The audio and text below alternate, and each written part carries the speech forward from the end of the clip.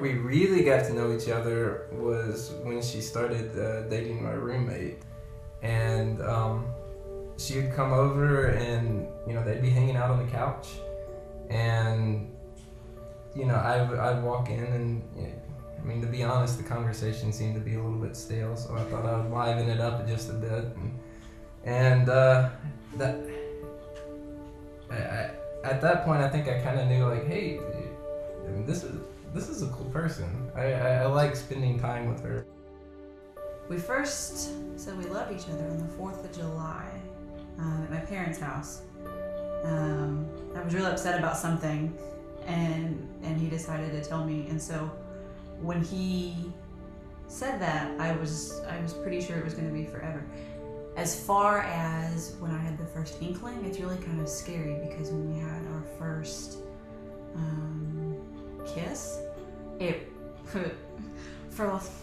cliche, it was perfect, and it really kind of scared me. I thought, oh wait, this could be something.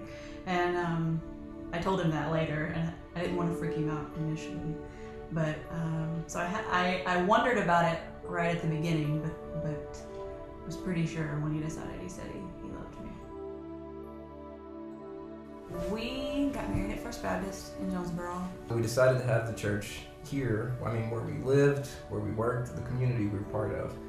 I was so focused on making sure that I remembered everything that he was saying, but then probably halfway through I thought, man, this is real, and this is serious. Everything that we kind of done up to this point, and we're actually making a commitment here.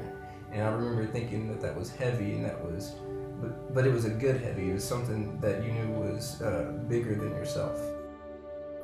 Right after we got married, we lived in a little townhouse off Lakewood Road, and it was okay. It had been a bachelor pad for 5 or 6 years, and so it was not a girl's ideal first living situation.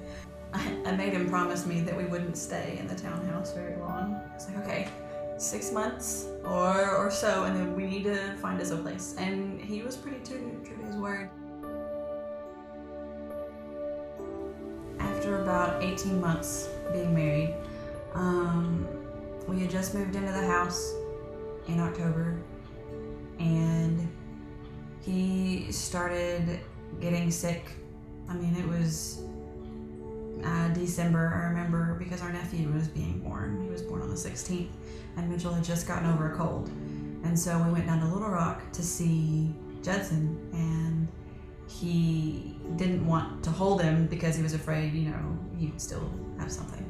And so I held him, and we kind of were in all over our first nephew, our first, becoming aunts and an aunt and uncle. And we came home, and then I remember going to Mobile for the first time, and seeing ASU playing the bowl game, and he got sick again while we were on our way home. And okay, that's fine, it's winter, we figured, you're gonna get sick. But he would get sick, and then he would get better. He would get sick, and he would get better. And each time he got sick, it was a little worse. His fever would be a little higher, or it would last a little longer.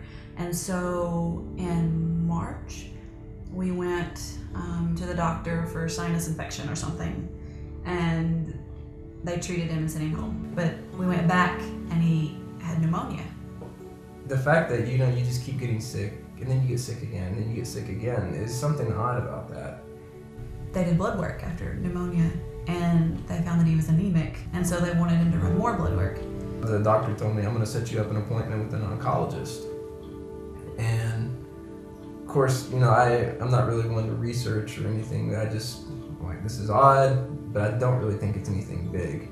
I delayed the appointment, being the stubborn idiot that I am, and because I had a prior engagement for work. So this actually delayed my appointment, my diagnosis, by 2 weeks.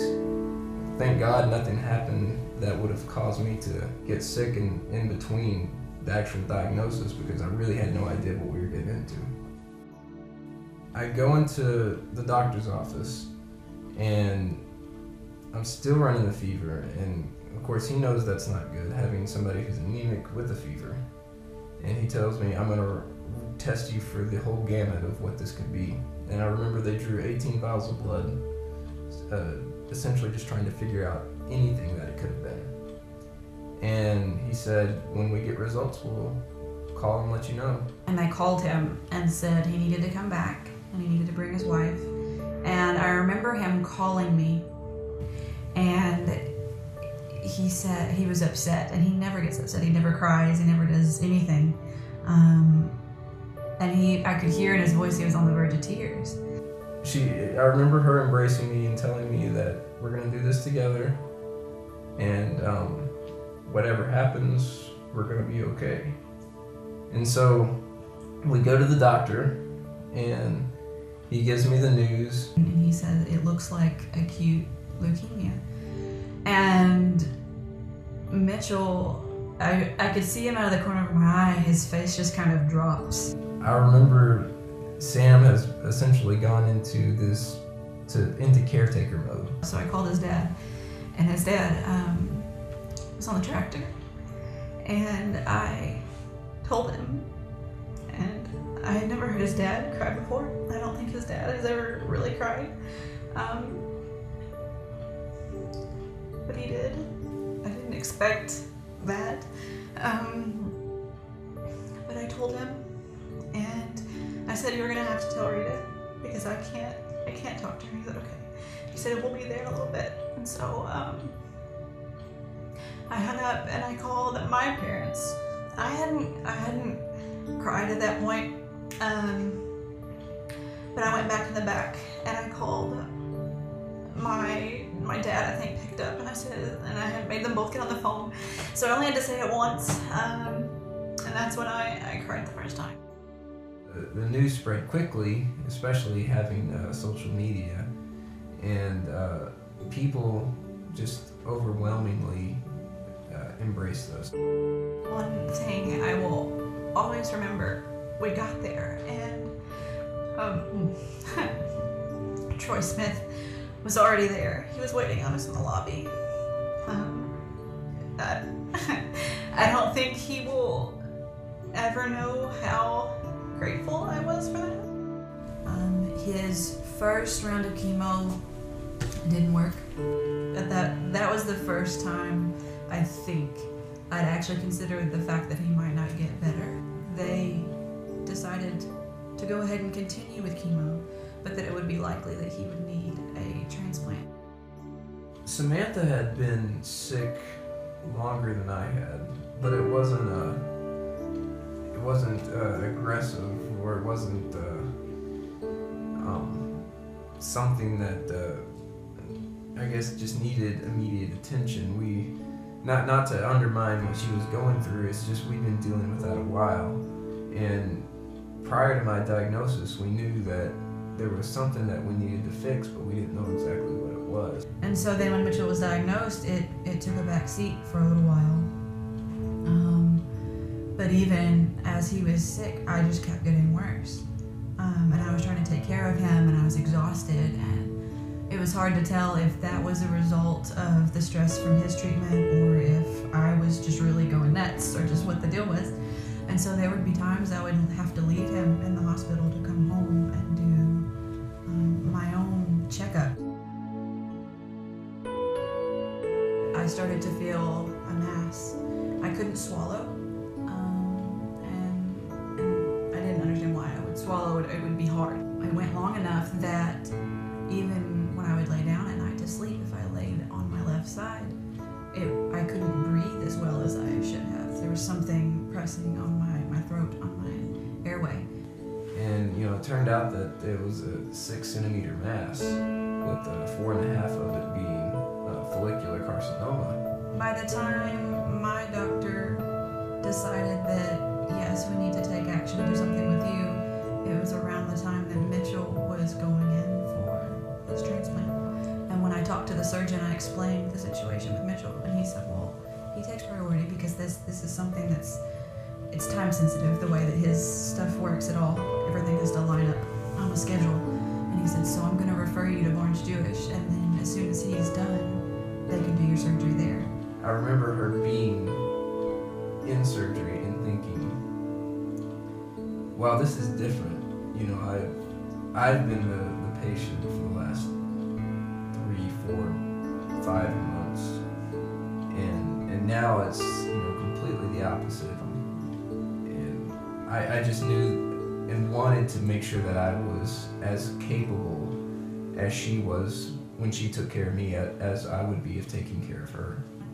I knew we could beat it at that point because what had we just done? I mean, we moved mountains, or we didn't move mountains. Mountains were moved. And so I had every confidence in the world in Orange Jewish and the fact that I would be okay.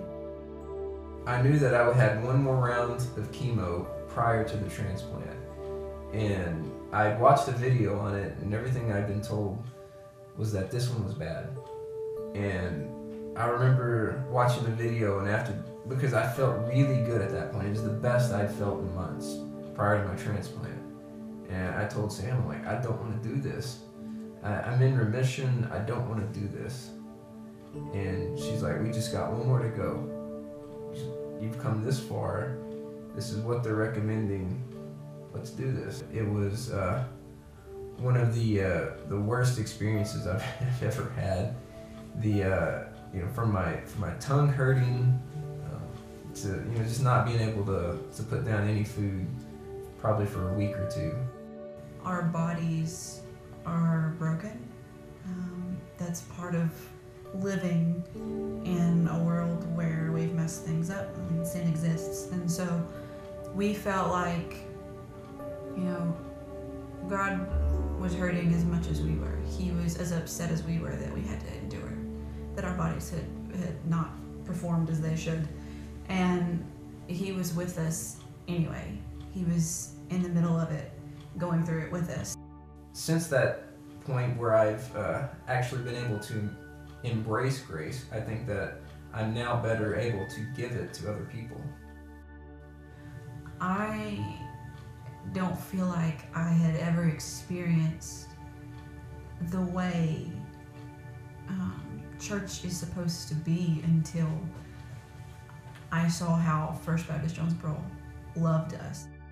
It's brought us closer together as a couple. You know, you kind of feel like that day in your wedding, you know, will there ever be another point where you're as close as you are? Well, I've learned that marriage constantly brings you closer together, and that the love that you have, it grows in ways that you didn't really expect.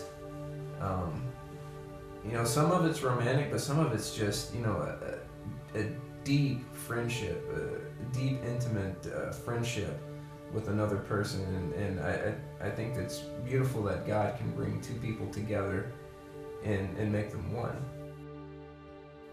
We're gonna be together, and that's really all I'm concerned about at this point. Whatever I'm gonna do it with him.